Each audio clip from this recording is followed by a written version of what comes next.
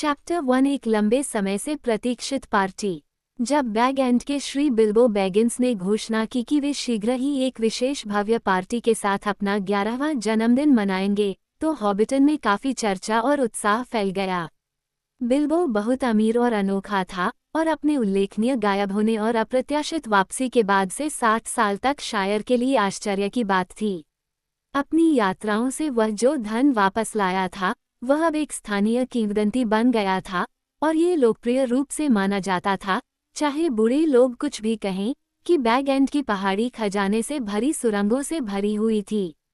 और अगर यह प्रसिद्धि के लिए पर्याप्त नहीं था तो उसके लंबे समय तक चलने वाले उत्साह पर भी आश्चर्य होता था। समय बीतता गया, लेकिन ऐसा लगता था कि मिस्टर बैगिंस पर इसका कोई खास असर नहीं हुआ। 90 की उम्र में वह 50 की उम्र जैसा ही था। 99 की उम्र में लोग उसे अच्छी तरह से संरक्षित कहने लगे, लेकिन बिना बदले वह लक्ष्य के करीब होता।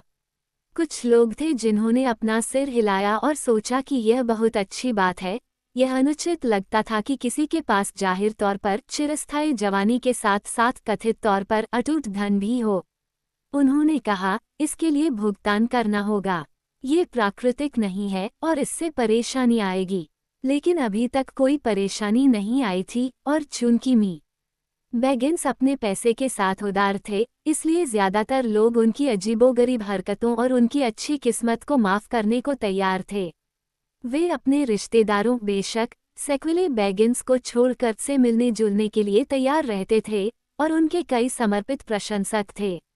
वह गरीब और महत्वहीन परिवारों के हॉबिट थे, लेकिन उनके कोई करीबी दोस्त नहीं थे जब तक कि उनके कुछ छोटे चचेरे भाई बड़े नहीं हो गए। इनमें सबसे बड़ा और बिल्बो का पसंदीदा युवा फ्रोडो बैगिंस था। जब बिल्बो 99 साल का था तो उसने फ्रोडो को अपना उत्तराधिकारी बनाया और उसे बैग एंड में रहने के लिए ले आया, और सेक्विले बैगिंस की उम्मीदें आखिरकार धराशायी हो गईं। बिल्बो और फ्रोडो का जन्मदिन एक ही दिन था, 22 सितंबर। तुम्हारा यहाँ आकर रहना बेहतर होगा, फ्रोडो मेरे दोस्त, बिल्बो ने एक दिन कहा, और फिर हम आराम से साथ में अपनी जन्मदिन की पार्टियां मना सकेंगे। उस समय फ्रोडो अभी किशोरावस्था में था, जैसा कि हॉबिट बचपन और 33 वर्ष की आयु के बीच की गैर जिम्मेदार 20वीं अवस्था को कहते थे। 12 साल और बीत गए। हर साल बैगिंस ने बैग एंड में बहुत ही शानदार संयुक्त जन्मदिन की पार्टियां दी थीं, लेकिन अब ये समझा जा रहा था कि उस शरद ऋतु के लिए कुछ बहुत ही असाधारण योजना बनाई जा रही थी। बिल्बो की उम्र 111 वर्ष होने वाली थी, जो एक अजीब संख्या थी और एक हॉबिट के लिए बहुत सम्मानजनक उम्र थी। ओल्ड टूक खुद केवल 130 वर्ष का हुआ था और फ्रोडो की उम्र 33 वर्ष होने वाली थी। एक महत्वपूर्ण संख्या, उसकी वयस्कता की तिथि। हॉबिटन और बायवॉटर में लोगों की जुबान चलने लगी और आने वाली घटना की अफवाह पूरे शायर में फैल गई। श्री बिल्बो बैगिंस का इतिहास और चरित्र एक बार फिर बातचीत का मुख्य विषय बन गया और बुजुर्ग लोगों को अचानक अपनी यादें ताज़ा करने की मांग होने लगी। बूढ़े हेम गैमजी, जिन्हें आमतौर पर गैफर के नाम से जाना जाता है, से ज्यादा ध्यान से सुनने वाला कोई नहीं था। वे बायवॉटर रोड पर एक छोटी सी सराय, द आइवी बुश में भाषण देते थे और वे कुछ अधिकार के साथ बोलते थे, क्योंकि उन्होंने 40 साल तक बैग एंड में बगीचे की देखभाल की थी और उससे पहले इसी काम में बूढ़े होलमन की मदद की थी। अब जबकि वे खुद बूढ़े हो रहे थे और उनके जोड़ों में अकड़न हो रही थी, तो ये काम मुख्य रूप से उनके सबसे छोटे बेटे सैम गैमजी ने किया। पिता और पुत्र दोनों बिल्बो और फ्रोडो के साथ बहुत दोस्ताना संबंध रखते थे। वे हिल पर ही रहते थे, बैग एंड के ठीक नीचे नंबर 3 बैगशॉट रो में। गैफर ने कहा, जैसा कि मैंने हमेशा कहा है, मिस्टर बिल्बो एक बहुत ही अच्छे और शिष्ट व्यक्ति हैं। बिल्बो उनके प्रति बहुत विनम्र था, उन्हें मास्टर हैमफास्ट कहकर बुलाता था और सब्जियों की खेती के बारे में उनसे लगातार सलाह लेता था। जड़ों, खास तौर पर आलू के मामले में, गैफर को आस पड़ोस के सभी लोग, जिसमें वह खुद भी शामिल था, एक अग्रणी अधिकारी के रूप में पहचानते थे। लेकिन इस फ्रोडो का क्या जो उसके साथ रहता है? बायवॉटर के ओल्ड नोक्स ने पूछा। बैगिंस उसका नाम है, लेकिन वे कहते हैं कि वह आधे से ज्यादा ब्रांडी बक है। मुझे समझ नहीं आता कि हॉबिटन का कोई बैगिंस बकलैंड में पत्नी की तलाश क्यों करेगा, जहाँ के लोग इतने विचित्र हैं। और कोई आश्चर्य नहीं कि वे विचित्र हैं, डैडी 2 फुट गैफर के पड़ोसी ने कहा, अगर वे ब्रांडीवाइन नदी के दूसरी तरफ और ओल्ड फॉरेस्ट के ठीक सामने रहते हैं। अगर आधी कहानियां सच हैं तो यह एक अंधेरी बुरी जगह है। आप सही कह रहे हैं, पिताजी, गफर ने कहा। ऐसा नहीं है कि बकलैंड के ब्रंडी बक्स पुराने जंगल में रहते हैं, लेकिन वे एक अजीब नस्ल हैं, ऐसा लगता है। वे उस बड़ी नदी पर नावों के साथ मस्ती करना, और यह स्वाभाविक नहीं है। मुझे आश्चर्य है कि इस वजह से परेशानी हुई, मैं कहता हूँ। लेकिन जो भी हो, मिस्टर फ्रोडो एक ऐसे अच्छे युवा हॉबिट हैं जिनसे आप मिलना चाहेंगे। बिल्कुल मिस्टर बिल्बो की तरह, और दिखने में भी। आखिरकार उनके पिता एक बैगिंस थे। मिस्टर ड्रोगो बैगिंस एक अच्छे और सम्मानित हॉबिट थे। उनके बारे में बताने के लिए बहुत कुछ नहीं था, जब तक कि वे डूब नहीं गए। डूब गए, कई आवाजें बोलीं। उन्होंने यह और अन्य गहरी अफवाहें पहले भी सुनी थीं, बेशक, लेकिन हॉबिट्स को पारिवारिक इतिहास का शौक है, और वे इसे फिर से सुनने के लिए तैयार थे। ठीक है, ऐसा वे कहते हैं, गैफर ने कहा। आप देखिए, मी ड्रोगो, उन्होंने बेचारी मिस प्रिमुला ब्रंडीबक से शादी की। वह हमारी थी, श्री बिल्बो की माँ की तरफ से पहली चचेरी बहन। उसकी माँ ओल्ड टूक की बेटियों में सबसे छोटी थी, और श्री ड्रोगो उनके दूसरे चचेरे भाई थे। इसलिए श्री फ्रोडो उनके पहले और दूसरे चचेरे भाई हैं, जैसा कि कहावत है, अगर आप मेरी बात मानेंगे। और श्री ड्रोगो अपने ससुर, पुराने मास्टर गोरबाडोक के साथ ब्रांडी हॉल में रह रहे थे, जैसा कि वे अपनी शादी के बाद अक्सर करते थे। वे अपने खाने पीने के मामले में पक्षपाती थे, और पुराने गोरबाडोक ने बहुत उदार भोजन रखा था, और वे ब्रांडीवाइन नदी पर नाव चलाने गए, और वे और उनकी पत्नी डूब गए, और बेचारे श्री फ्रोडो केवल एक बच्चे के रूप में ही बचे। मैंने सुना है कि वे लोग रात के खाने के बाद चांदनी रात में पानी पर गए थे, ओल्ड नोक्स ने कहा, और ड्रोगो के वजन के कारण ही नाव डूब गई थी। हॉबिटन मिलर सैंडीमैन ने कहा, और मैंने सुना कि उसने उसे अंदर धकेल दिया, और उसने भी उसे अपने पीछे खींच लिया। सैंडीमैन, तुम्हें जो कुछ भी सुनना है, उसे नहीं सुनना चाहिए, गैफर ने कहा, जो मिलर को ज्यादा पसंद नहीं करता था। धकेलने और खींचने की बात करने की कोई जरूरत नहीं है। नावें उन लोगों के लिए काफी मुश्किल होती हैं जो परेशानी का कारण जानने के लिए आगे नहीं देखते। वैसे भी, मिस्टर फ्रोडो एक अनाथ और असहाय था, जैसा कि आप कह सकते हैं, उन अजीब बकलैंडर्स के बीच, किसी तरह ब्रांडी हॉल में पला बढ़ा। सभी खातों के अनुसार एक नियमित वारेन। ओल्ड मास्टर गोरबाडोक के यहाँ कभी भी 200 से कम रिश्तेदार नहीं रहे। मिस्टर बिल्बो ने कभी इससे ज्यादा दयालु काम नहीं किया जब उन्होंने लड़के को वापस अच्छे लोगों के बीच रहने के लिए लाया। लेकिन मुझे लगता है कि यह सेक्विले बैगिंस के लिए एक बुरा झटका था। उन्हें लगा कि वे बैगेंड को पकड़ लेंगे, उस समय जब वह चला गया और उसे मृत मान लिया गया। और फिर वह वापस आया और उन्हें जाने का आदेश दिया, और वह जीता रहा और जीता रहा, और कभी एक दिन भी बुरा नहीं हुआ, भगवान उसे आशीर्वाद दें। और अचानक उसने एक वारिस पैदा किया, और सभी कागजात सही तरीके से बनवाए। सेक्विले बैगिंसिस को अब बैगेंड के अंदर का दृश्य कभी नहीं दिखेगा, या फिर ऐसी आशा की जानी चाहिए। वेस्टफथिंग में मिशेल डेल्विंग से व्यापार के सिलसिले में आए एक अजनबी ने कहा, मैंने सुना है कि वहाँ बहुत सारा पैसा छिपा हुआ है। मैंने सुना है कि आपकी पहाड़ी की पूरी चोटी सोने, चांदी और जूल से भरी हुई सुरंगों से भरी हुई है।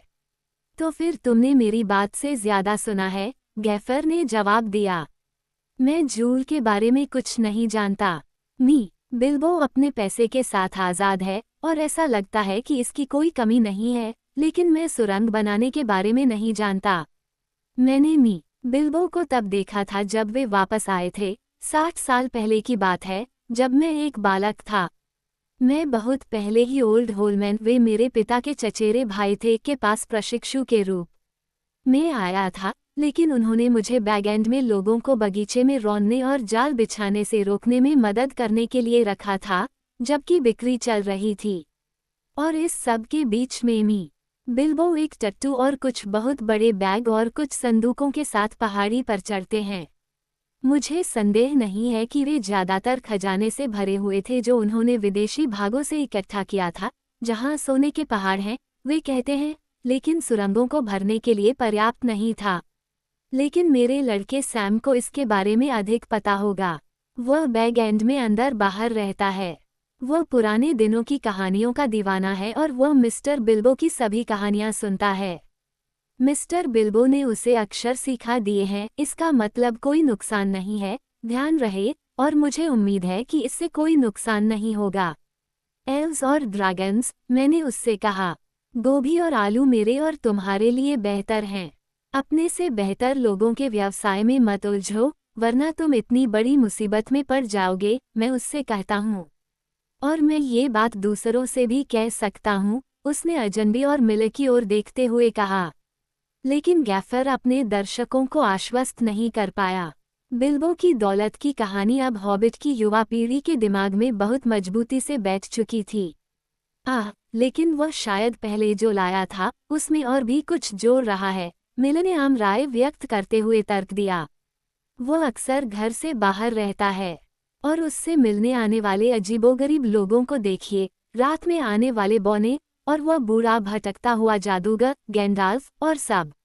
आप जो चाहे कह सकते हैं, गैफर, लेकिन बैग एंड एक अजीब जगह है, और यहाँ के लोग और भी अजीब हैं। और आप जो चाहे कह सकते हैं, उस बारे में जो आपको बोटिंग से ज्यादा नहीं आता, मी सेंडिमैन, गफर ने जवाब दिया, मिल को हमेशा से ज्यादा नापसंद करते हुए। अगर यह अजीब है, तो हमें इन इलाकों में थोड़ी और अजीबता की जरूरत है। कुछ लोग बहुत दूर नहीं हैं जो अपने दोस्त को एक पिंट बियर भी नहीं देंगे, अगर वे सुनहरी दीवारों वाले किसी गड्ढे में रहते हों। लेकिन वे बैग एंड में उचित काम करते हैं। हमारे सैम ने कहा है कि सभी को पार्टी में आमंत्रित किया जाएगा, और उपहार दिए जाएंगे, ध्यान दें, सभी के लिए उपहार इसी महीने। वो महीना सितंबर का था, और बहुत बढ़िया था। 1 या 2 दिन बाद एक अफवाह, शायद जानकार सैम द्वारा शुरू की गई, फैली कि वहां आतिशबाजी होने वाली है, और भी ऐसी आतिशबाजी, जो शायर में लगभग 1 सदी से नहीं देखी गई थी, खासकर ओल्ड टुक के मरने के बाद से। दिन बीतते गए और दिन करीब आता गया। एक शाम अजीबोगरीब दिखने वाले बैगों से लदी एक अजीबोगरीब गाड़ी हॉबिटन में घुसी और पहाड़ी से बैग एंड तक चली गई। चौंके हुए हॉबिट लैंप की रोशनी में बाहर झांककर उसे देखने लगे। इसे अजीबोगरीब गाने गाते हुए अजीबोगरीब लोग चला रहे थे, लंबी दाढ़ी और गहरे टोप वाले बौने। उनमें से कुछ बैग एंड में ही रह गए। सितंबर के दूसरे सप्ताह के अंत में ब्रांडीवाइन ब्रिज की दिशा से दिन के उजाले में बायावोटा के रास्ते एक गाड़ी आई। एक बूढ़ा आदमी इसे अकेले चला रहा था। उसने एक लंबी नुकीली नीली टोपी, एक लंबा ग्रे लबादा और एक चांदी का दुपट्टा पहना हुआ था। उसकी लंबी सफेद दाढ़ी और घनी भौहें थीं जो उसकी टोपी के किनारे से बाहर निकली हुई थीं। छोटे हॉबिट बच्चे हॉबिटन से होते हुए पहाड़ी तक गाड़ी के पीछे दौड़े। जैसा कि उन्होंने सही अनुमान लगाया था, उसमें पटाखों का एक माल था। बिल्बो के सामने के दरवाजे पर बूढ़े आदमी ने सामान उतारना शुरू किया। वहां सभी प्रकार और आकृतियों के पटाखों के बड़े बंडल थे, जिनमें से प्रत्येक पर बड़े लाल रामकेजी और एल्फ रून का लेबल लगा था। ये निश्चित रूप से गैंडाल्फ का चिन्ह था, और बूढ़ा आदमी गैंडाल्फ जादूगर था, जिसकी शायर में प्रसिद्धि मुख्य रूप से आग, धुएं और रोशनी के साथ उसके कौशल के कारण थी। उसका असली काम कहीं अधिक कठिन और खतरनाक था, लेकिन शायर के लोग इसके बारे में कुछ नहीं जानते थे। उनके लिए वह पार्टी में बस एक आकर्षण था। इसलिए हॉबिट बच्चों का उत्साह, जी फॉर ग्रैंड, उन्होंने चिल्लाया, और बूढ़ा आदमी मुस्कुराया। वे उसे देखकर पहचान गए, हालांकि वह कभी कभार ही हॉबिटन में दिखाई देता था और कभी लंबे समय तक नहीं रुकता था, लेकिन न तो उन्होंने और न ही उनके बुजुर्गों में से किसी ने उसके आतिशबाजी प्रदर्शनों में से एक को देखा था। वे अब पौराणिक अतीत का हिस्सा बन गए थे। जब बूढ़े आदमी ने बिल्बो और कुछ बौनों की मदद से सामान उतारना समाप्त कर लिया, तो बिल्बो ने कुछ पैसे दे दिए, लेकिन एक भी सिक्का या पटाखा नहीं मिला, जिससे देखने वालों को निराशा हुई। अभी भाग जाओ, गैंडाल्फ ने कहा, समय आने पर तुम्हें बहुत कुछ मिलेगा। फिर वह बिल्बो के साथ अंदर गायब हो गया, और दरवाजा बंद हो गया। युवा हॉबिट कुछ देर तक व्यर्थ ही दरवाजे को घूरते रहे और फिर भाग गए। ऐसा लग रहा था कि पार्टी का दिन कभी नहीं आएगा। बैग एंड के अंदर बिल्बो और गैंडाल्फ एक छोटे से कमरे की खुली खिड़की पर बैठे थे और पश्चिम की ओर बगीचे की ओर देख रहे थे। देर दोपहर का समय उज्ज्वल और शांतिपूर्ण था। फूल लाल और सुनहरे चमक रहे थे। स्नैपड्रैगन और सूरजमुखी और नास्टेटियम टफ की दीवारों पर फैले हुए थे और गोल खिड़कियों से झांक रहे थे। तुम्हारा बगीचा कितना उज्ज्वल दिख रहा है, गैंडाल्फ ने कहा। हाँ, बिल्बो ने कहा, मुझे ये और सारा प्रिय पुराना शायर बहुत प्रिय है, लेकिन मुझे लगता है कि मुझे छुट्टी की ज़रूरत है। तो फिर आप अपनी योजना पर आगे बढ़ना चाहते हैं? हाँ, मैं करता हूँ। मैंने महीनों पहले ही अपना मन बना लिया था और मैंने इसे नहीं बदला है। बहुत बढ़िया, अब और ऐसा कहना बेकार है। अपनी योजना पर डटे रहो, अपनी योजना पर, पूरी योजना पर विचार करें और मुझे आशा है कि यह आपके लिए और हम सभी के लिए सर्वोत्तम सिद्ध होगी। मुझे आशा है कि ऐसा ही होगा। वैसे भी मैं गुरुवार को मौज मस्ती करना चाहता हूँ और अपना छोटा सा मजाक भी करना चाहता हूँ। मुझे आश्चर्य है कि कौन हंसेगा, गैंडाल्फ ने अपना सिर हिलाते हुए कहा। हम देखेंगे, बिल्बो ने कहा। अगले दिन और भी गाड़ियां पहाड़ी पर चढ़ती चली गईं और फिर और भी गाड़ियां। स्थानीय स्तर पर सौदा करने के बारे में कुछ शिकायतें हो सकती थीं, लेकिन उसी सप्ताह बैग एंड से हर तरह के प्रावधान, वस्तु या विलासिता के लिए ऑर्डर आने लगे जो हॉबिटन या बायवॉटर या आसपास के किसी भी स्थान पर मिल सकते थे।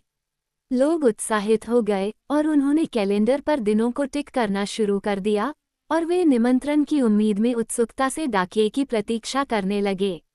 कुछ ही समय में निमंत्रण आने शुरू हो गए और हॉबिटन पोस्ट ऑफिस को बंद कर दिया गया और बायोवॉटर पोस्ट ऑफिस बर्फ से ढक गया और स्वैच्छिक सहायक डाकियों को बुलाया गया। पहाड़ी पर जाने वाले डाकियों का एक निरंतर तांता लगा हुआ था, जो सैकड़ों विनम्र विविधताओं के साथ धन्यवाद देते थे, मैं निश्चित रूप से आऊंगा। बैग एंड के गेट पर एक नोटिस दिखाई दिया, पार्टी के अलावा प्रवेश वर्जित। व्यापार, यहाँ तक कि जिन लोगों के पास पार्टी का काम था या जो दिखावा कर रहे थे, उन्हें भी शायद ही कभी अंदर जाने दिया जाता था। बिल्बो व्यस्त था, निमंत्रण लिखना, उत्तरों पर निशान लगाना, उपहार पैक करना और अपनी कुछ निजी तैयारियां करना। गैंडाल्फ के आने के समय से ही वह नजरों से छिपा हुआ था। एक सुबह होबिट्स ने बिल्बो के दक्षिण में एक बड़े मैदान को देखा। सामने का दरवाजा टेंट और मंडपों के लिए रस्सियों और डंडों से ढका हुआ था। सड़क की ओर जाने वाले किनारे पर एक विशेष प्रवेश द्वार बनाया गया था और वहां चौड़ी सीढ़ियां और एक बड़ा सफेद गेट बनाया गया था। मैदान से सटे बैगशॉट रो के 3 हॉबिट परिवारों को गहरी दिलचस्पी थी और आमतौर पर ईर्ष्या होती थी। बूढ़े गैफर गैमजी ने अपने बगीचे में काम करने का दिखावा भी करना बंद कर दिया। तंबू लगने शुरू हो गए। एक विशेष रूप से बड़ा मंडप था, इतना बड़ा कि मैदान में उगने वाला पेड़ उसके ठीक अंदर था और एक छोर पर मुख्य मेज के सिर पर गर्व से खड़ा था। इसकी सभी शाखाओं पर लालटेन लटकाए गए थे। इससे भी अधिक आशाजनक हॉबिट्स के दिमाग में मैदान के उत्तरी कोने में एक विशाल खुली हवा वाली रसोई बनाई गई थी। आसपास के मीलों तक के हर सराय और खाने पीने के घर से रसोइयों का एक दल बोनों और अन्य अजीब लोगों की मदद करने के लिए आया था, जिन्हें बैग एंड में ठहराया गया था। उत्साह अपने चरम पर था। फिर मौसम बादल छा गया। ये बुधवार को पार्टी की पूर्व संध्या थी। चिंता बहुत ज्यादा थी। फिर गुरुवार 22 सितंबर को वास्तव में सुबह हुई। सूरज उग आया, बादल छंट गए, झंडे फहराए गए और मौजमस्ती शुरू हो गई। बिल्बो बैगिंस ने इसे पार्टी कहा, लेकिन यह वास्तव में मनोरंजन की एक विस्तृत श्रृंखला थी। व्यावहारिक रूप से आसपास रहने वाले सभी लोगों को आमंत्रित किया गया था।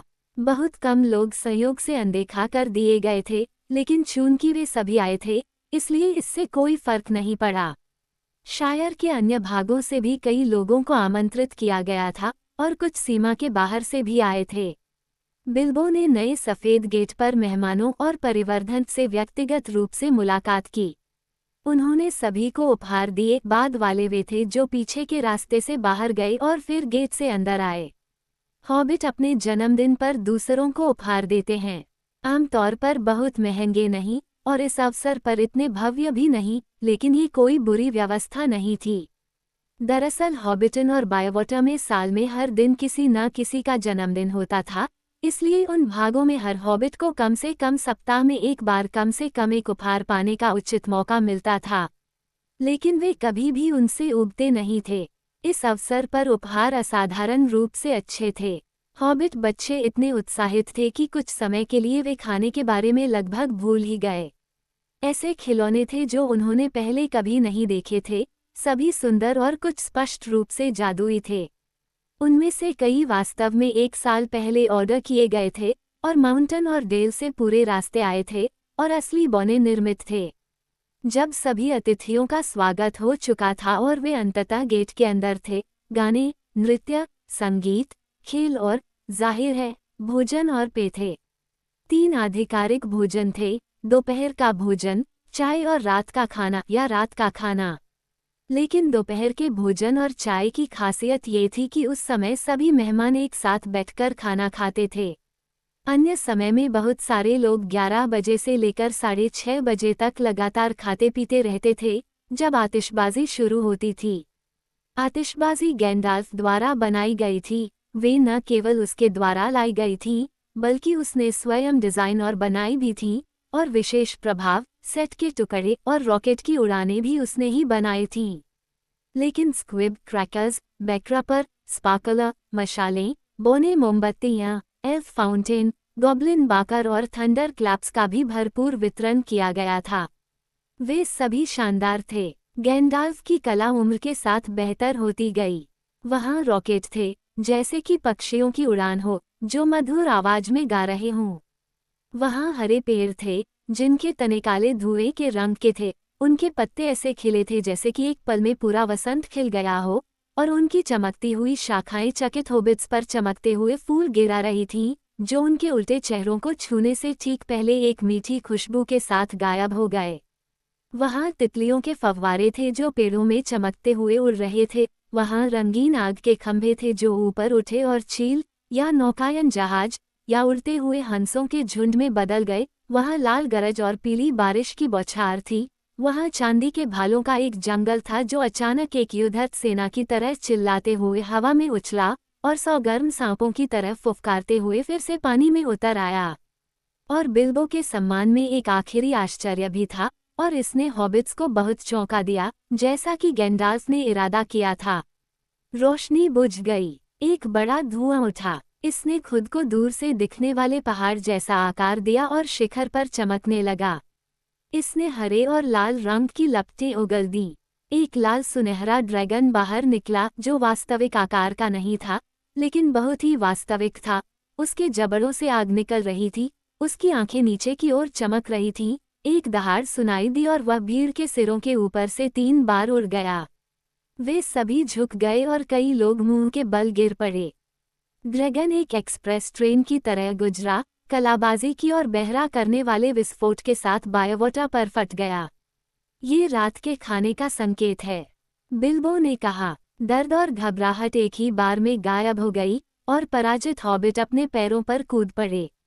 सभी के लिए एक शानदार रात्रिभोज था, सभी के लिए, यानी विशेष पारिवारिक रात्रिभोज में आमंत्रित लोगों को छोड़कर। ये पेड़ के साथ बड़े मंडप में आयोजित किया गया था। निमंत्रण 12 दर्जन तक सीमित थे, एक संख्या जिसे 10 भी कहा जाता है। हॉबिट्स में से एक ग्रॉस, हालांकि इस शब्द को लोगों के लिए इस्तेमाल करना उचित नहीं माना जाता था, और मेहमानों का चयन उन सभी परिवारों से किया गया था जिनसे बिल्बो और फ्रोडो संबंधित थे, साथ ही कुछ विशेष असंबंधित मित्रों जैसे गैंडाल्फ को भी शामिल किया गया था। कई युवा हॉबिट शामिल थे और माता-पिता की अनुमति से उपस्थित थे, क्योंकि हॉबिट अपने बच्चों के साथ देर तक बैठने के मामले में सहज थे, खासकर जब उन्हें मुफ्त भोजन मिलने का मौका होता था। युवा हॉबिट्स को पालने में बहुत सारा चारा खर्च होता था। वहाँ बहुत से बैगिंस और बोफिन्स थे, और बहुत से टूक और ब्रंडीबिक्स भी थे। बहुत से ग्रब्स बिल्बो बैगिंस की दादी के रिश्तेदार, और बहुत से चब्स उनके टूक दादा के रिश्तेदार थे, और कुछ बुरोज, बोलगर्स, ब्रासगिर्डल्स, ब्रॉकहाउस, गुडबॉडीज, होनब्लोअर्स और प्राउडफुट्स भी थे। इनमें से कुछ बहुत दूर से ही जुड़े हुए थे बिल्बो के साथ, और उनमें से कुछ शायद ही कभी हॉबिटन में पहले कभी आए थे, क्योंकि वे शायर के दूरदराज के कोनों में रहते थे। सेक्विले बैगिंस को भुलाया नहीं गया था। ओथो और उनकी पत्नी लोबेलिया मौजूद थे।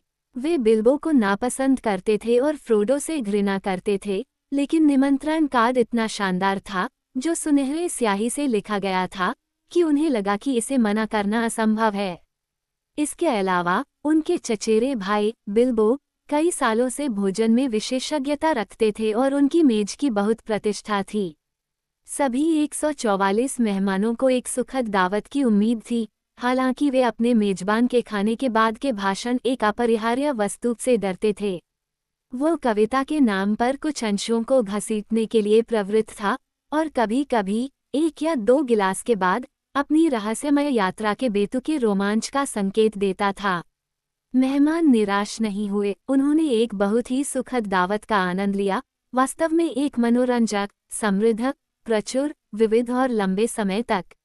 आने वाले हफ्तों में पूरे जिले में प्रावधानों की खरीद लगभग शून्य हो गई, लेकिन चूंकि बिल्बो के खानपान ने मीलों तक के अधिकांश स्टोर, तहखानों और गोदामों के स्टॉक को खत्म कर दिया था, इसलिए इससे कोई फर्क नहीं पड़ा।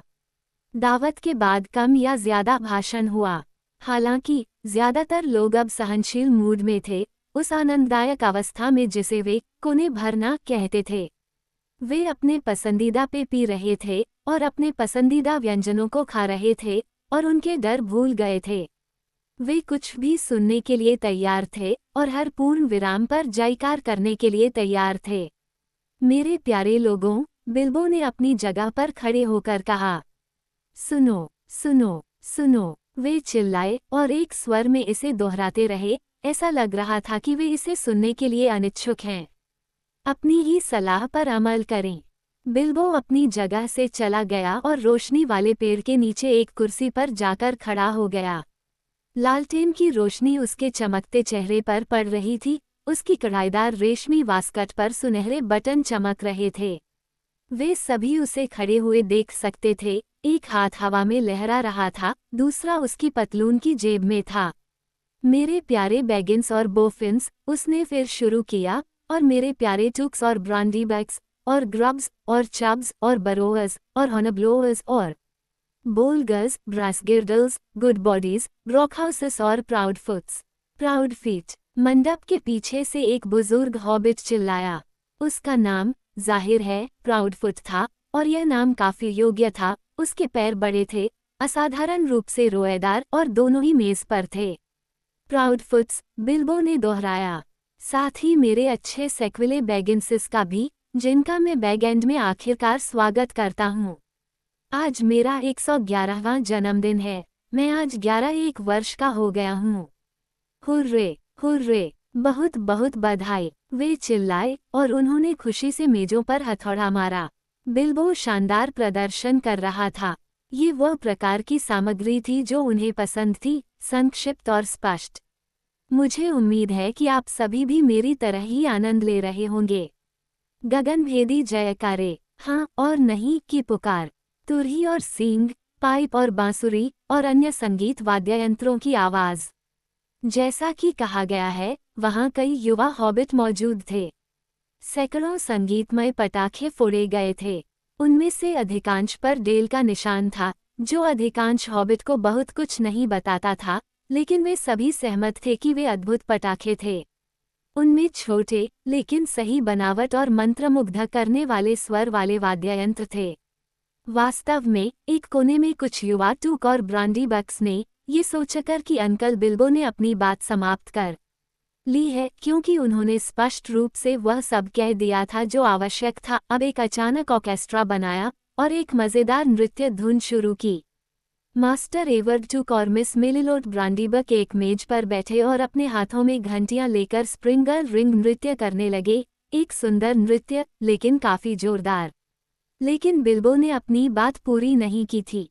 उसने पास के एक नौजवान से सींग पकड़ा और 3 बार जोर से हूट बजाया।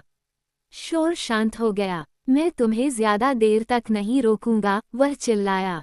पूरी सभा की ओर से जयकारे। मैंने तुम सबको एक उद्देश्य के लिए बुलाया है। जिस तरह से उसने ये कहा उससे कुछ ऐसा प्रभाव पड़ा। वहाँ लगभग सन्नाटा छा गया और टूक के एक या दो सदस्यों ने अपने कान खड़े कर लिए। दरअसल 3 उद्देश्यों के लिए। सबसे पहले आपको ये बताना कि मैं आप सभी से बहुत प्यार करता हूँ और यह कि ऐसे उत्कृष्ट और प्रशंसनीय हॉबिट्स के बीच रहने के लिए 11 साल का समय बहुत कम है। स्वीकृति का जबरदस्त विस्फोट। मैं आप में से आधे लोगों को उतना नहीं जानता जितना मुझे जानना चाहिए और मैं आप में से आधे लोगों को उतना नहीं जानता जितना आप हकदार हैं। यह अप्रत्याशित और काफी कठिन था। कुछ छिटपुट तालियां बजीं, लेकिन उनमें से अधिकांश इसे समझने की कोशिश कर रहे थे और देख रहे थे कि क्या ये तारीफ में बदल गया है। दूसरा, मेरा जन्मदिन मनाना। फिर से चीयर्स कहना चाहिए, हमारा जन्मदिन, क्योंकि यह निश्चित रूप से मेरे उत्तराधिकारी और भतीजे फ्रोडो का जन्मदिन भी है। वह आज वयस्क हो गया है और अपनी विरासत में शामिल हो गया है। बड़ों द्वारा कुछ औपचारिक तालियां और कनिष्ठों द्वारा फ्रोडो हंसमुख बूढ़ा फ्रोडो की कुछ ऊंची आवाजें। सेक्विले बैगिंस ने भौहें सिकोड़ी और आश्चर्य किया कि अपनी विरासत में शामिल होने का क्या मतलब है। हम सब मिलकर 144 बनाते हैं। आपके नंबर इस उल्लेखनीय कुल में फिट होने के लिए चुने गए थे। एक ग्रॉस, अगर मैं अभिव्यक्ति का उपयोग कर सकता हूँ। कोई चीयर्स नहीं। ये हास्यास्पद था। उनके कई मेहमान और विशेष रूप से सेक्विले बैगिंस अपमानित महसूस कर रहे थे। उन्हें यकीन था कि उन्हें केवल आवश्यक संख्या भरने के लिए कहा गया था, जैसे कि पैकेज में सामान। एक ग्रॉस, वास्तव में अभद्र अभिव्यक्ति। ये भी, अगर मुझे प्राचीन इतिहास का उल्लेख करने की अनुमति दी जाए, लॉन्ग लेक पर एस्गारोथ में बैरल द्वारा मेरे आगमन की सालगिरह है। हालांकि यह तथ्य कि यह मेरा जन्मदिन था उस अवसर पर मेरी स्मृति से निकल गया। मैं तब केवल 51 वर्ष का था और जन्मदिन इतना महत्वपूर्ण नहीं लगता था।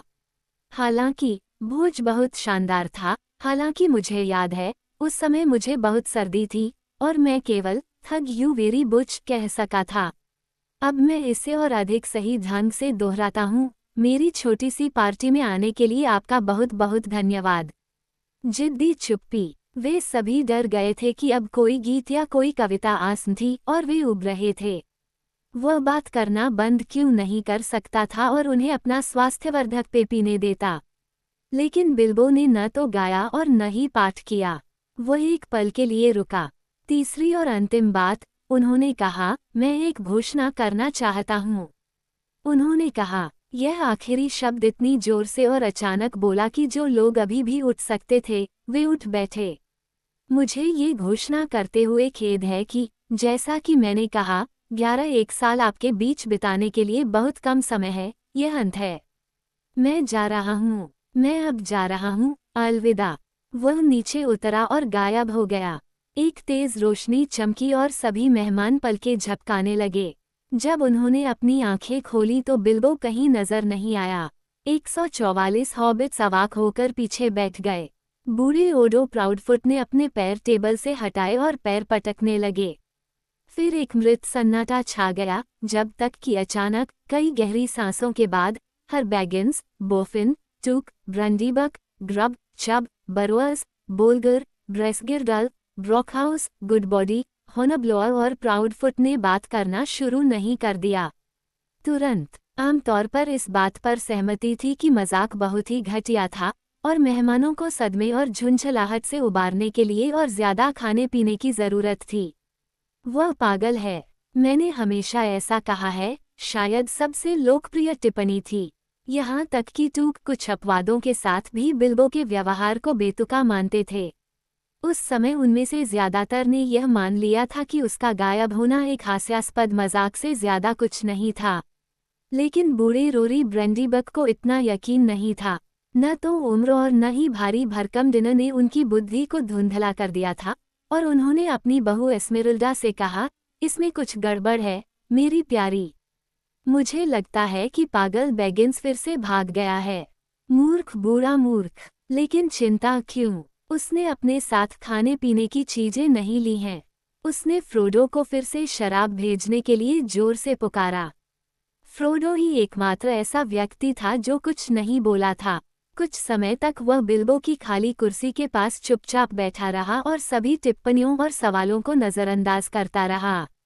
बेशक उसे मजाक पसंद आया, भले ही वह सब जानता था। मेहमानों के आक्रोशपूर्ण आश्चर्य पर उसे अपनी हंसी रोकने में कठिनाई हो रही थी, लेकिन साथ ही उसे बहुत परेशानी भी महसूस हुई। उसे अचानक एहसास हुआ कि वह बूढ़े हॉबिट से बहुत प्यार करता है। ज्यादातर मेहमान खाते पीते रहे और बिल्बो बैगिंस की विचित्रताओं, अतीत और वर्तमान पर चर्चा करते रहे, लेकिन सेक्विले बैगिंस पहले ही गुस्से में चले गए थे। फ्रोडो पार्टी में और कुछ नहीं करना चाहता था। उसने और शराब परोसने का आदेश दिया, फिर वो उठा और बिल्बो के स्वास्थ्य के लिए चुपचाप अपना गिलास खाली कर दिया और मंडप से बाहर निकल गया। बिल्बो बैगिंस के लिए जब वह अपना भाषण दे रहा था, तब भी वह अपनी जेब में रखी सोने की अंगूठी को छू रहा था, उसकी जादुई अंगूठी जिसे उसने इतने सालों तक गुप्त रखा था। जैसे ही वह नीचे उतरा, उसने उसे अपनी उंगली में डाल लिया और फिर उसे हॉबिटन में किसी भी हॉबिट ने कभी नहीं देखा। वह तेजी से अपने बिल में वापस चला गया और एक पल के लिए खड़ा होकर मंडप में हो रहे शोर और मैदान के दूसरे हिस्सों में हो रही मौज मस्ती की आवाज़ों को मुस्कराते हुए सुनता रहा। फिर वह अंदर गया। उसने अपने पार्टी के कपड़े उतारे, अपनी कढ़ाई वाली रेशमी वास्कट को मोड़कर टिश्यू पेपर में लपेटा और रख दिया। फिर उसने जल्दी से कुछ पुराने गंदे कपड़े पहने और उसे बांध दिया। कमर के चारों ओर चमड़े की एक घिसी पिटी बेल्ट थी। उस पर उसने एक छोटी तलवार एक घिसी पिटी काली चमड़े की म्यान में लटका रखी थी। एक बंद दराज से, जिसमें से पतंगों की गंध आ रही थी, उसने एक पुराना लबादा और हुड निकाला। उन्हें इस तरह से बंद किया गया था मानो वे बहुत कीमती हों, लेकिन वे इतने पेचदार और मौसम के दागदार थे कि उनका असली रंग शायद ही अंदाजा लगाया जा सके, शायद वह गहरा हरा रहा होगा। वे उसके लिए बहुत बड़े थे। फिर वह अपने अध्ययन कक्ष में गया और एक बड़े मजबूत बक्से से पुराने कपड़ों में लिपटा एक बंडल और चमड़े से बंधी एक पांडुलिपि निकाली और एक बड़ा भारी लिफाफा भी। उसने किताब और बंडल को एक भारी बैग के ऊपर ठूंस दिया जो वहां पहले से ही लगभग भरा हुआ था। लिफाफे में उसने अपनी सुनहरी अंगूठी और उसकी बढ़िया चेन डाली, फिर उसे सील किया और फ्रोडो को संबोधित किया। पहले उसने उसे मेंटेल पीस पर रखा, लेकिन अचानक उसने उसे हटा दिया और अपनी जेब में रख लिया। उसी क्षण दरवाज़ा खुला और गैंडाल्फ तेजी से अंदर आया। हेलो, बिल्बो ने कहा। मुझे आश्चर्य था कि क्या तुम आओगे। मुझे खुशी है कि तुम दिख रहे हो, जादूगर ने कुर्सी पर बैठते हुए कहा। मैं तुमसे मिलना चाहता था और कुछ आखिरी बातें कहना चाहता था। मुझे लगता है कि तुम्हें लग रहा है कि सब कुछ शानदार और योजना के अनुसार हुआ है। हाँ, मैं जानता हूँ, बिल्बो ने कहा। हालांकि वह चमक आश्चर्यजनक थी, इसने मुझे चौंका दिया, दूसरों की तो बात ही छोड़िए। मुझे लगता है कि यह आपकी अपनी छोटी सी बात है। हाँ, ये सच है। आपने इतने सालों तक उस अंगूठी को बड़ी समझदारी से गुप्त रखा है, और मुझे लगा कि अपने मेहमानों को कुछ और देना जरूरी है, जिससे आपके अचानक गायब होने का कारण पता चल सके। और इससे मेरा मजाक बिगड़ जाएगा। तुम एक दखलंदाज बूढ़े और दखलंदाज आदमी हो, बिल्बो ने हंसते हुए कहा, लेकिन मुझे लगता है कि तुम हमेशा की तरह सबसे बेहतर जानते हो। जब मुझे कुछ पता चलता है तो मैं करता हूँ, लेकिन मैं इस पूरे मामले के बारे में बहुत आश्वस्त महसूस नहीं करता। अब यह अंतिम बिंदु पर आ गया है। आपने अपना मजाक उड़ाया है और अपने अधिकांश रिश्तेदारों को डरा दिया है या नाराज कर दिया है, और पूरे शायर को 9 दिनों तक, या अधिक संभावना है कि 99 दिनों तक बात करने के लिए कुछ दिया है। क्या आप आगे भी जा रहे हैं? हाँ, मैं हूँ। मुझे लगता है कि मुझे छुट्टी की ज़रूरत है, एक बहुत लंबी छुट्टी, जैसा कि मैंने आपको पहले भी बताया है। शायद एक स्थायी छुट्टी। मुझे उम्मीद नहीं है कि मैं वापस आऊँगा। वास्तव में, मेरा इरादा ऐसा नहीं है, और मैंने सभी व्यवस्थाएं कर ली हैं। मैं बूढ़ा हो गया हूँ, गैंडाल्फ। मैं ऐसा नहीं दिखता, लेकिन मैं अपने दिल की गहराई में इसे महसूस करना शुरू कर रहा हूँ। वाकई बहुत स्वस्थ हूँ। उसने नाक भान सिकोड़ी। क्यों? मैं बहुत पतला महसूस कर रहा हूँ, एक तरह से खींचा हुआ, अगर तुम समझ रहे हो कि मेरा क्या मतलब है, जैसे कि बहुत ज्यादा ब्रेड पर मक्खन लगा दिया गया हो। ये सही नहीं हो सकता। मुझे बदलाव की जरूरत है या कुछ। गैंडाल्फ ने उत्सुकता से और ध्यान से उसकी ओर देखा। नहीं, ये सही नहीं लगता, उसने सोच समझकर कहा। नहीं, आखिरकार मेरा मानना है कि आपकी योजना शायद सबसे अच्छी है। खैर, मैंने अपना मन बना लिया है। मैं फिर से पहाड़ देखना चाहता हूँ, गैंडाल्फ, पहाड़, और फिर कोई ऐसी जगह ढूंढना चाहता हूँ जहाँ मैं आराम कर सकूँ। शांति और एकांत में, बिना बहुत से रिश्तेदारों के इधर उधर ताक झांक के, और घंटी पर लटके हुए हैरान आगंतुकों की कतार के। मुझे शायद कोई ऐसी जगह मिल जाए जहां मैं अपनी किताब खत्म कर सकूं। मैंने इसके लिए एक अच्छा अंत सोचा है, और वह अपने जीवन के अंत तक हमेशा खुशी से रहा। गैंडाल्फ हंसा। मुझे उम्मीद है कि वह ऐसा करेगा, लेकिन कोई भी किताब नहीं पढ़ेगा। फिर भी ये समाप्त होता है। ओह, हो सकता है आने वाले सालों में। फ्रोडो ने पहले ही कुछ पढ़ लिया है, जहां तक बात पहुंची है। आप फ्रोडो पर नजर रखेंगे, है ना? हाँ, मैं दूंगा 2 आंखें, जब भी मैं उन्हें बचा सकूंगा। अगर मैं उससे पूछूं तो वह मेरे साथ जरूर आएगा। दरअसल, उसने पार्टी से ठीक पहले एक बार आने की पेशकश भी की थी, लेकिन वह अभी भी ऐसा नहीं चाहता। मैं मरने से पहले जंगली देश और पहाड़ फिर से देखना चाहता हूँ, लेकिन उसे अभी भी शायर, जंगल, खेत और छोटी नदियाँ बहुत पसंद हैं। उसे यहाँ आराम से रहना चाहिए। मैं बेशक कुछ छोटी मोटी चीज़ों को छोड़कर सब कुछ उसके लिए छोड़ रहा हूँ। मुझे उम्मीद है कि जब उसे अकेले रहने की आदत हो जाएगी तो वह खुश रहेगा। अब समय आ गया है कि वह खुद अपना मालिक बने। सब कुछ, गैंडाल्फ ने कहा, अंगूठी भी। तुम उससे सहमत थे, तुम्हें याद है? ठीक है, हाँ, मुझे ऐसा लगता है, बिल्बो हकलाया। कहाँ है? अगर तुम्हें जानना ही है तो एक लिफाफे में, बिल्बो ने अधीरता से कहा। वहाँ मेंटेलपीस पर। अच्छा, नहीं, यह मेरी जेब में है। वह हिचकिचाया। क्या यह अब अजीब नहीं है? उसने खुद से धीरे से कहा। आखिरकार, क्यों नहीं? इसे वहाँ क्यों नहीं रहना चाहिए? गैंडाल्फ ने फिर से बिल्बो को गौर से देखा और उसकी आंखों में चमक थी। मुझे लगता है, बिल्बो, उसने धीरे से कहा, मुझे इसे पीछे छोड़ देना चाहिए। क्या तुम ऐसा नहीं करना चाहते? हाँ और नहीं। अब जब बात आती है, तो मैं इससे अलग होना बिल्कुल पसंद नहीं करता, मैं कह सकता हूँ। और मुझे नहीं लगता कि मुझे ऐसा क्यों करना चाहिए। तुम क्यों चाहते हो कि मैं ऐसा करूं? उसने पूछा, और उसकी आवाज में एक अजीब बदलाव आया। ये तीखा था और इसमें कुछ तीखापन था, संदेह और झुंझलाहट। तुम हमेशा मेरी अंगूठी के बारे में मुझे परेशान करते रहते हो, लेकिन तुमने मुझे कभी उन दूसरी चीज़ों के बारे में परेशान नहीं किया जो मुझे मेरी यात्रा में मिली। नहीं, लेकिन मुझे तुम्हें परेशान करना पड़ा, गैंडाल्फ ने कहा। मैं सच जानना चाहता था। यह महत्वपूर्ण था। जादुई अंगूठियां जादुई होती हैं और वे दुर्लभ और अनोखी होती हैं। तुम कह सकते हो कि मैं तुम्हारी अंगूठी में पेशेवर रूप से दिलचस्पी रखता था, और अब भी रखता हूँ। अगर तुम फिर से घूमने जाओ तो मैं जानना चाहूँगा कि यह कहाँ है। साथ ही मुझे लगता है कि यह तुम्हारे पास काफ़ी समय से है। अब तुम्हें इसकी ज़रूरत नहीं पड़ेगी। बिल्बो, अगर मैं पूरी तरह गलत नहीं हूँ। बिल्बो का चेहरा लाल हो गया और उसकी आंखों में गुस्से की चमक थी। उसका दयालु चेहरा कठोर हो गया। क्यों नहीं? वह चिल्लाया। और वैसे भी, ये जानने का तुम्हारा क्या काम है कि मैं अपनी चीज़ों के साथ क्या करता हूँ? यह मेरी अपनी है। मैंने इसे पाया। यह मेरे पास आए। हाँ, हाँ, गैंडाल्फ ने कहा। लेकिन गुस्सा होने की कोई ज़रूरत नहीं है। अगर मैं हूँ तो ये तुम्हारी गलती है, बिल्बो ने कहा। यह मेरी है, मैं तुम्हें बताता हूँ। मेरी अपनी, मेरी अनमोल। हाँ, मेरी अनमोल। जादूगर का चेहरा गंभीर और चौकन्ना बना रहा, और उसकी गहरी आंखों में सिर्फ एक चमक दिख रही थी कि वह चौंक गया था और वाकई घबरा गया था। इसे पहले भी ऐसा कहा गया है, उसने कहा, लेकिन तुमने नहीं। लेकिन मैं अब ये कहता हूँ।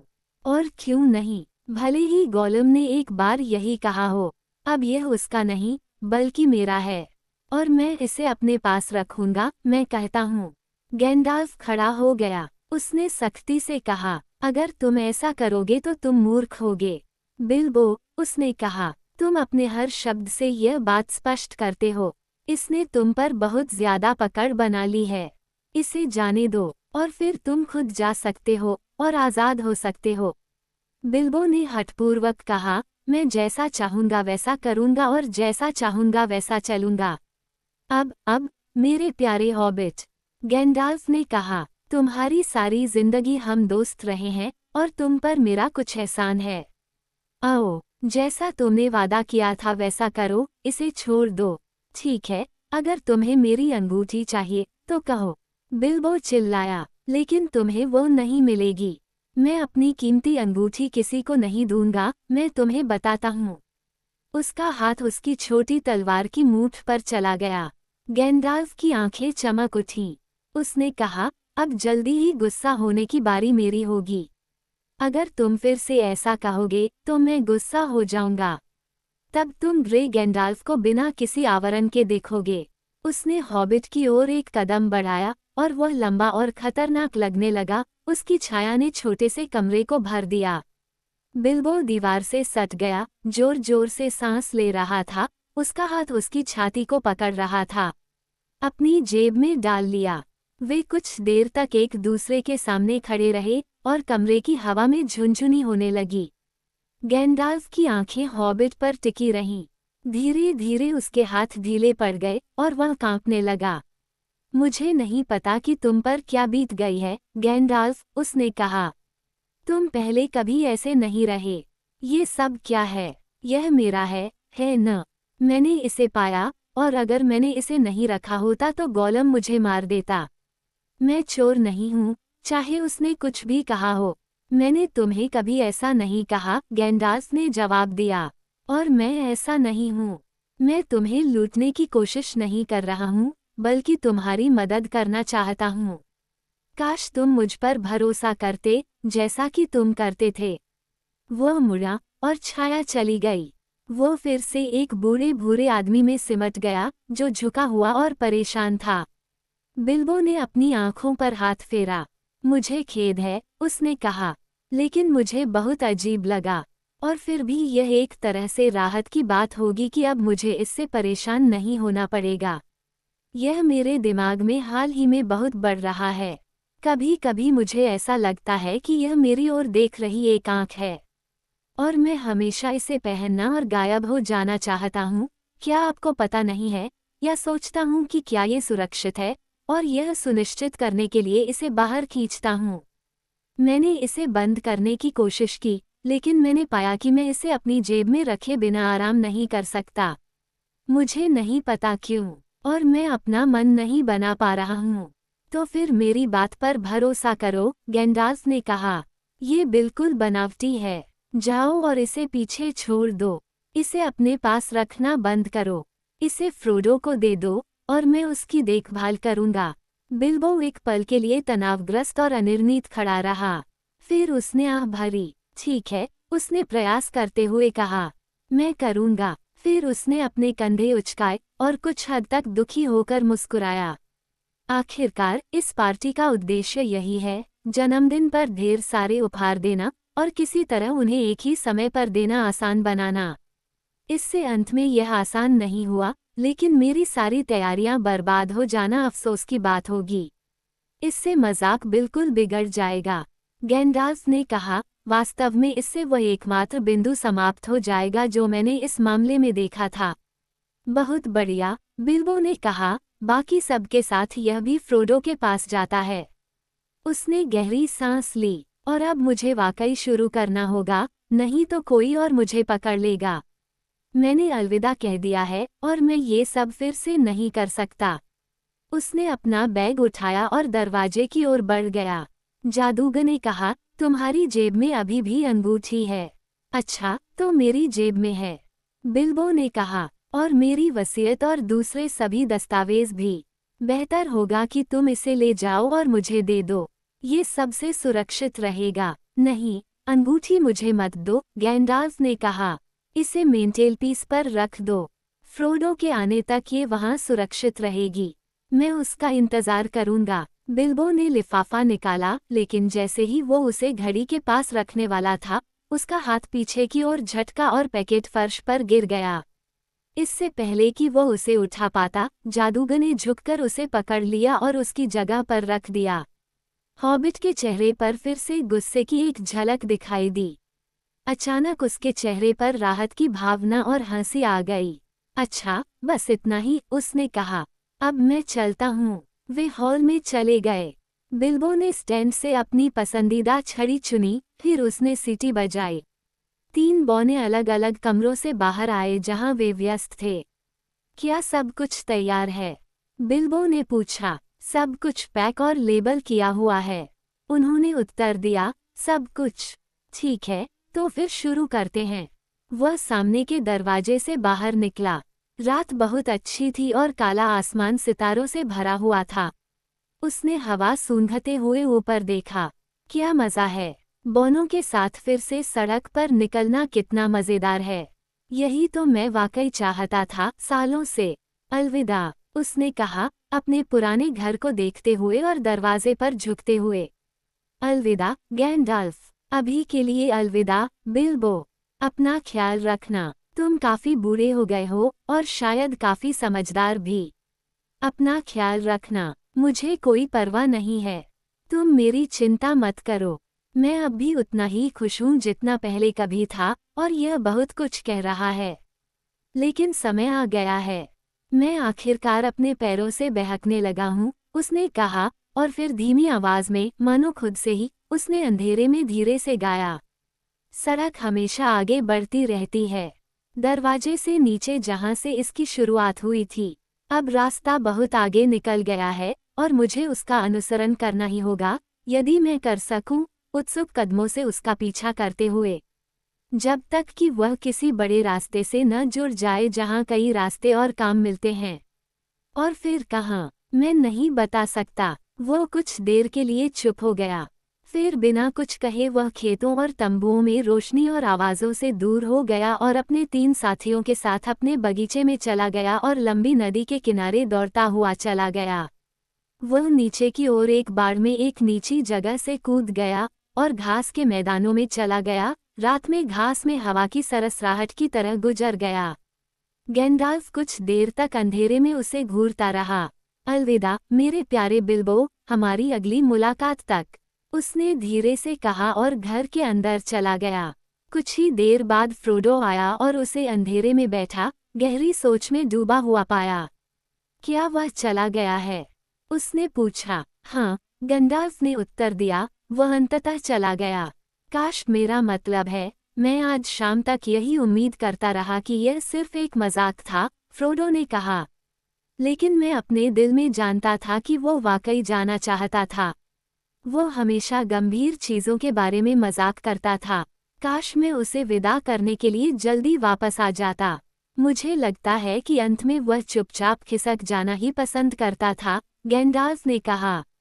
ज्यादा परेशान मत हो, अब वह ठीक हो जाएगा। उसने तुम्हारे लिए एक पैकेट छोड़ा है। ये रहा। फ्रोडो ने मेंटलपीस से लिफाफा निकाला, उस पर नजर डाली, लेकिन उसे खोला नहीं। मुझे लगता है कि आपको उसकी वसीयत और बाकी सभी दस्तावेज वहां मिल जाएंगे, जादूगर ने कहा। अब आप बैग एंड के मालिक हैं, और मुझे लगता है कि आपको एक सोने की अंगूठी भी मिल जाएगी। वो अंगूठी? फ्रोडो ने आश्चर्य से कहा। क्या उसने मेरे लिए वह छोड़ी है? मुझे आश्चर्य है कि क्यों। फिर भी, यह उपयोगी हो सकती है। हो सकता है, और हो सकता है न भी हो, गैंडाल्फ ने कहा। अगर मैं तुम्हारी जगह होता तो मैं इसका इस्तेमाल नहीं करता, लेकिन इसे गुप्त रखना और सुरक्षित रखना। अब मैं सोने जा रहा हूँ। बैग एंड के मालिक के रूप में फ्रोडो ने मेहमानों को अलविदा कहना अपना दर्दनाक कर्तव्य समझा।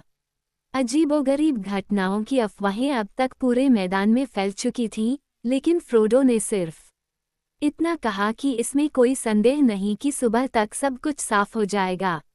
आधी रात के आसपास महत्वपूर्ण लोगों के लिए गाड़ियां आईं। एक एक करके वे पूरी तरह से भर गईं, लेकिन बहुत असंतुष्ट हॉबिट्स से। माली व्यवस्था करके आए, और व्हीलबैरो में उन लोगों को ले गए जो मर चुके थे, अनजाने में पीछे रह गए। रात धीरे धीरे बीत गई, सूरज उगाया, हॉबिट्स कुछ देर से उठे। सुबह होती गई, लोग आए और आदेश पर मंडप, मेज, कुर्सियां, चम्मच, चाकू, बोतलें, प्लेटें, लालटेन, बक्सों में रखे फूलदार पौधे, टुकड़े, पटाखे, भूले हुए बैग, दस्ताने और अन्य सामान हटाने लगे। रूमाल और बिना खाया हुआ खाना एक बहुत छोटी वस्तु। फिर कई अन्य लोग आए बिना किसी ऑर्डर के, बैगिन्स और बोफिन्स और बोलगर्स और टूक्स और अन्य मेहमान जो पास में रहते थे या ठहरे हुए थे। दोपहर तक जब सबसे अच्छे से खाने वाले लोग भी फिर से बाहर निकल आए तो बैग एंड में एक बड़ी भीड़ थी, बिना बुलाए लेकिन अप्रत्याशित नहीं। फ्रोडो सीढ़ियों पर मुस्कुराता हुआ इंतजार कर रहा था, लेकिन थका हुआ और चिंतित दिख रहा था। उसने सभी मेहमानों का स्वागत किया, लेकिन उसके पास पहले से ज्यादा कहने के लिए कुछ नहीं था। सभी पूछताछ के लिए उसका जवाब बस इतना था, श्री बिल्बो बैगिन्स चले गए हैं, जहां तक मुझे पता है, हमेशा के लिए। उसने कुछ आगंतुकों को अंदर आने के लिए आमंत्रित किया, क्योंकि बिल्बो ने उनके लिए संदेश छोड़े थे। हॉल के अंदर बहुत सारे पैकेज और पार्सल और छोटे मोटे फर्नीचर के सामान रखे हुए थे। हर सामान पर एक लेबल बंधा हुआ था। इस तरह के कई लेबल थे। एडेलाड ने अपने लिए बिल्बो से एक छाते पर लिया। एडेलाड, कई बिना लेबल वाले लोगों को ले जाया गया था। डोरा बैगिन्स के लिए एक लंबे पत्राचार की याद में, प्यार के साथ। से बिल्बो, एक बड़े कचरे की टोकरी पर। डोरा ड्रोगो की बहन थी और बिल्बो और फ्रोडो की सबसे बड़ी जीवित महिला रिश्तेदार थी। वो 99 साल की थी और उसने आधी सदी से भी ज्यादा समय तक अच्छी सलाह के ढेर लिखे थे। मिलो बरोअस के लिए उम्मीद है कि यह बी की ओर से सोने की कलम और स्याही की बोतल पर उपयोगी होगा। मिलो ने कभी पत्रों का जवाब नहीं दिया। एंजेलिका के उपयोग के लिए अंकल बिल्बो से एक गोल उत्तर दर्पण पर। वह थी एक युवा बैगिन्स और बहुत स्पष्ट रूप से उसके चेहरे को सुडौल माना जाता था। ह्यूगो ब्रेसगिर्डल के संग्रह के लिए एक योगदानकर्ता से एक खाली पुस्तक केस पर। ह्यूगो पुस्तकों का एक बड़ा उधार लेने वाला था और उन्हें वापस करने में सामान्य से भी बदतर था। लोबेलिया सेक्विले बैगिन्स के लिए एक उपहार के रूप में चांदी के एक मामले पर। चम्मच, बिल्बो का मानना था कि जब वह अपनी पिछली यात्रा पर गया था तब उसने उसके बहुत सारे चम्मच खरीदे थे। लोबेलिया ये बात अच्छी तरह जानती थी। जब वह दिन में बाद में आए तो उसने तुरंत ही बात समझ ली, लेकिन उसने चम्मच भी ले लिए। यह एकत्रित उपहारों का केवल एक छोटा सा चयन है। बिल्बो का निवास उसके लंबे प्रवास के दौरान वस्तुओं से काफी अस्त व्यस्त हो गया था।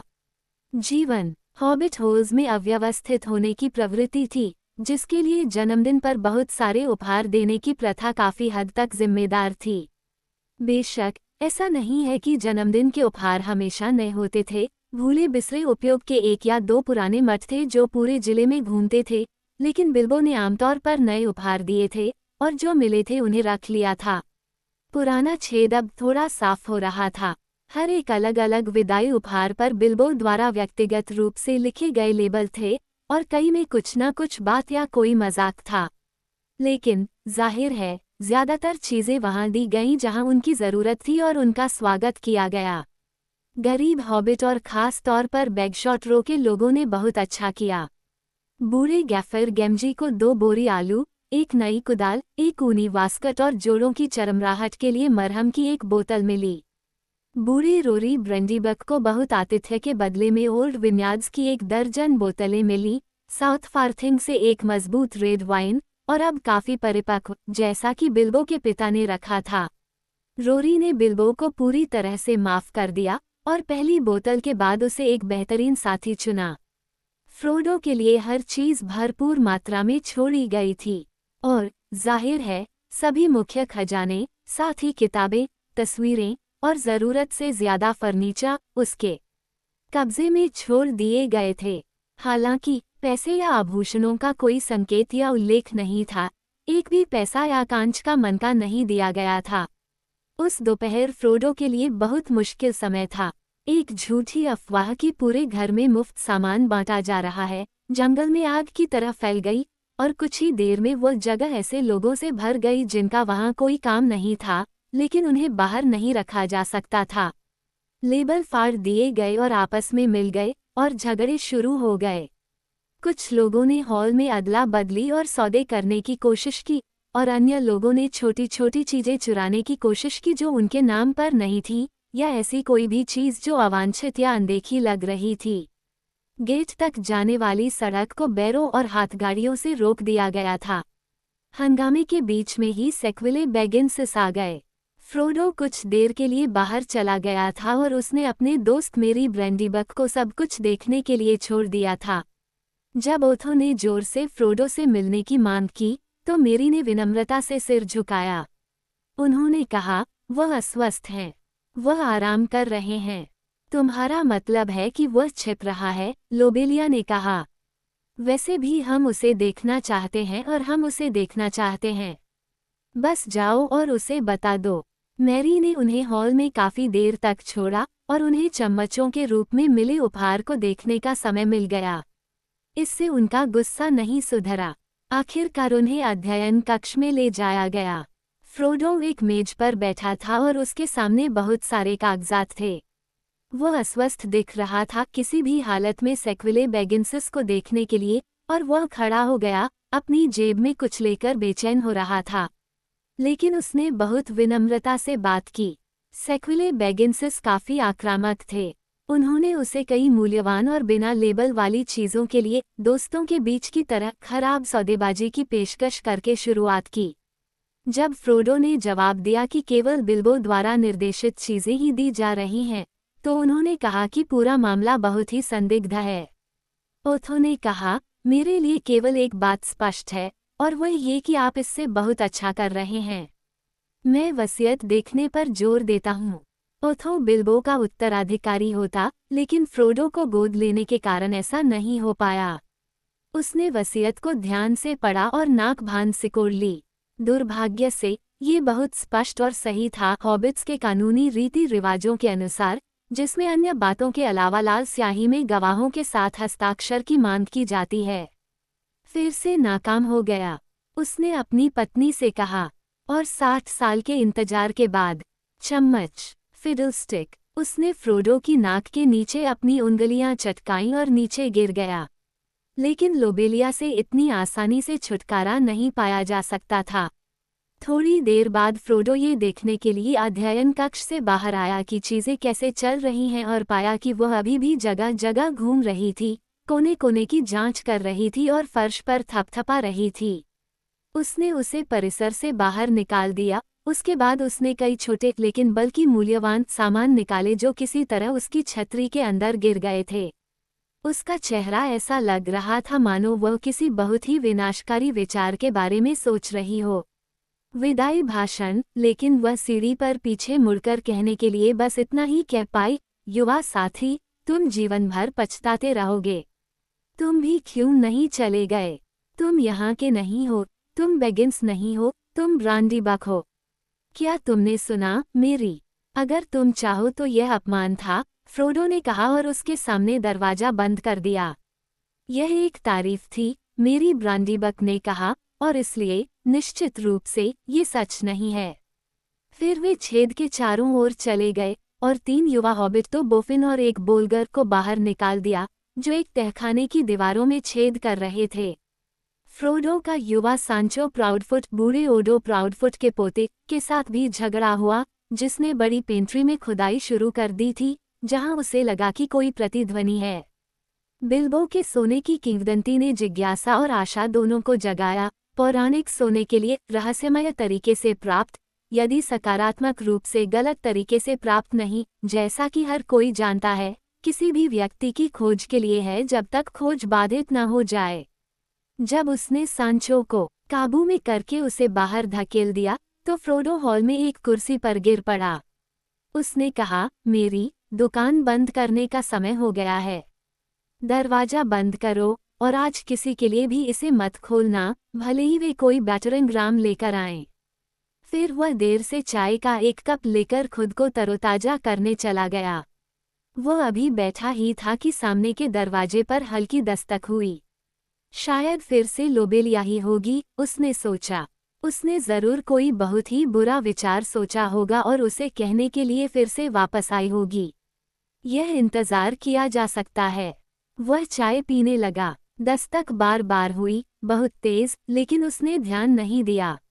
अचानक जादूगर का सिर खिड़की पर दिखाई दिया। यदि तुम मुझे अंदर नहीं आने दोगे, फ्रोडो, तो मैं तुम्हारे दरवाजे को उड़ाकर तुम्हारी छेद से पहाड़ी के बाहर निकाल दूंगा, उसने कहा। मेरे प्यारे गैंडाल्फ। आधा मिनट, फ्रोडो चिल्लाया और कमरे से बाहर दरवाजे की ओर भागा। अंदर आओ, अंदर आओ। मुझे लगा कि यह लोबेलिया है। तो फिर मैं तुम्हें माफ करता हूँ। लेकिन मैंने उसे कुछ समय पहले बायवॉटर की ओर एक टट्टू जाल चलाते हुए देखा था। उसके चेहरे पर तो मानो नया दूध जम गया हो। उसने मुझे पहले ही लगभग दही बना दिया था।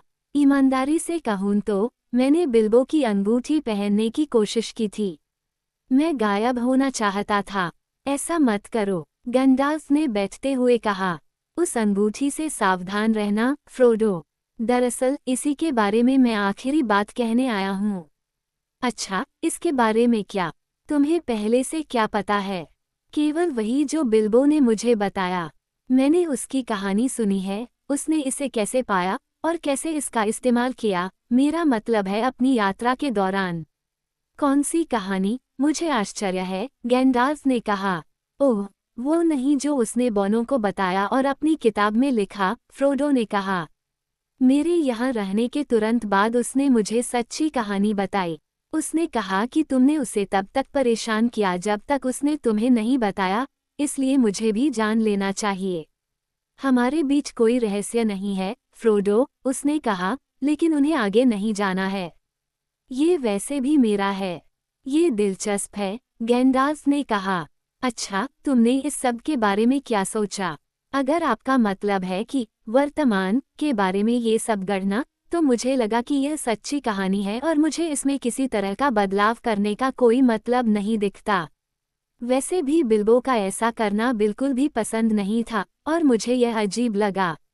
मैंने भी यही सोचा, लेकिन जिन लोगों के पास ऐसे खजाने हैं, उनके साथ अजीबोगरीब चीजें हो सकती हैं अगर वे उनका इस्तेमाल करते हैं। इसे अपने लिए एक चेतावनी माने कि इसके साथ बहुत सावधान रहें। हो सकता है कि इसमें आपको जब चाहे गायब करने के अलावा और भी शक्तियां हों। मैं समझ नहीं पाया, फ्रोडो ने कहा। मैं भी नहीं, जादूगर ने उत्तर दिया। मैंने तो बस अंगूठी के बारे में सोचना शुरू किया है, खास तौर पर पिछली रात से।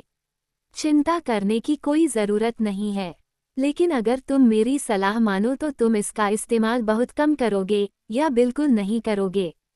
कम से कम मैं तुमसे विनती करता हूँ कि इसका इस्तेमाल किसी भी तरह से मत करो जिससे चर्चा हो या संदेह पैदा हो। मैं फिर कहता हूँ, इसे सुरक्षित रखो और इसे गुप्त रखो। तुम बहुत रहस्यमयी हो। तुम्हें किस बात का डर है? मुझे पक्का पता नहीं है, इसलिए मैं और कुछ नहीं कहूँगा। वापस आने पर शायद मैं तुम्हें कुछ बता सकूं। मैं अभी जा रहा हूँ, इसलिए अभी के लिए अलविदा।